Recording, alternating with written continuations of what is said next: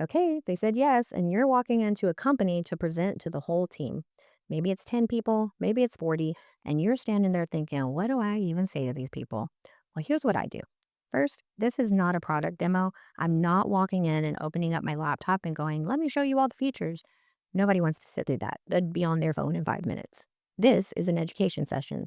So I'm helping them understand what AI actually is, what's real, what's coming, and why it matters to their industry. I usually start with the basic question, how many of you are using AI or ChatGPT? And some hands will go up and I'll say, good, that's level two. And then I'll show them the 7 levels of AI.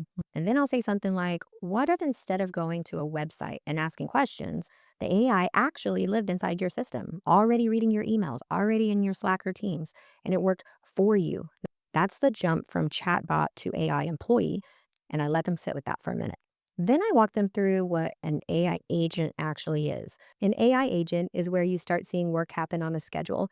You can tell it, check in with my foreman every Friday or send me a status update every Monday morning. And it can continue doing that without someone having to ask every single time. But Victor goes beyond that. Think of Victor as a true virtual employee, like a VA you might hire, but you never actually see. The difference is he can call on any tool he needs to get the job done: email, CRM, documents, data, reporting systems, whatever is required to complete the goal in front of him. Yes, he can handle the scheduled and repetitive work, but he can also do work that takes actual thought and skill. He can write the proposal, read the contract, analyze the information, and build the report that nobody on the team has had time to create. That is the difference between a basic AI agent and a true AI employee. Now, every room has one. There's a person who crosses their arms before you even get started. I'll say, I know some of you are sitting there thinking, is this going to replace me?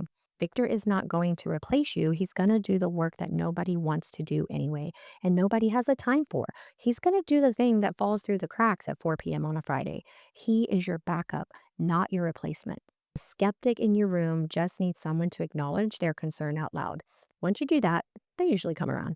Before I leave the meeting, I always set the bar in a very specific place. I say, Victor is not perfect. No tool is. He's not magic, but he is consistent. And if he can do even 50% of the lift that you're doing manually right now, how much time did you just get back in your week? That framing takes all the pressure off. They don't feel like they're betting the whole company on AI. They feel like they're trying something that might actually get them their Friday afternoons back. And that is a very easy yes. By the end of this meeting, your goal is not for them to be impressed. Your goal is for them to be curious. Curious is what gets you to the next room. Curious is what gets you the department meetings, and the department meetings are where all the magic happens.